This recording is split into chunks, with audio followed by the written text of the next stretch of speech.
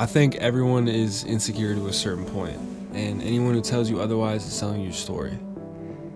That's honestly what I'm doing right now, but at least I'm being upfront about it. I've struggled with insecurities my whole life, and part of me kind of feels like I'll never truly be accepted for who I am. And I think that's kind of why I use these videos as like an outlet.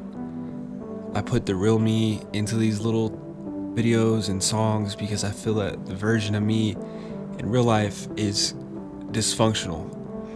I feel like I carry this cloud of shame with me everywhere I go. I miss out on social cues sometimes because I'm so scared of judgment and I'm so in my head. It's actually kind of funny because the other day I had heard that narcissism is a shame-based emotion, and then that made me start questioning myself. Like, am I a narcissist?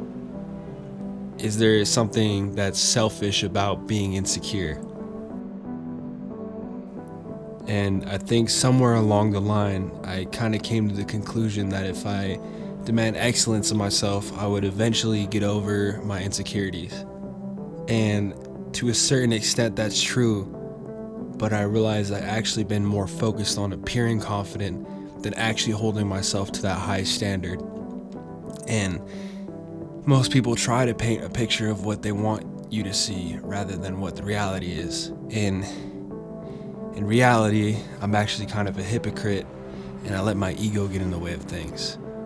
And I'm a liar because the person I show people in real life or on social media is nowhere close to how I really am. In reality, I'm petty and bitter and jealous and greedy and pretty immature a lot of the time. And I've realized that I've tried to fit people into my mold before by projecting my own fear and anxiety onto them. And I never realized I was doing this until recently when somebody called me out on my bullshit. And that experience changed my whole perspective because for the longest time I've been so judgmental of people. I used to fit them into little boxes based on things that don't matter to anyone else except for myself. And I never realized that I'm actually just projecting my own judgment of myself onto them. And, maybe my intentions may have been, pure and for the better, but it still comes from a selfish place. And the truth is, I should actually be focusing that energy more inwards on myself. Instead of pushing my peers, I should be pushing myself and lead by example. Because you can't force anybody to grow or change, and in reality, that's nobody's responsibility to be in charge of that. And I guess I'm realizing that I can only really worry about me.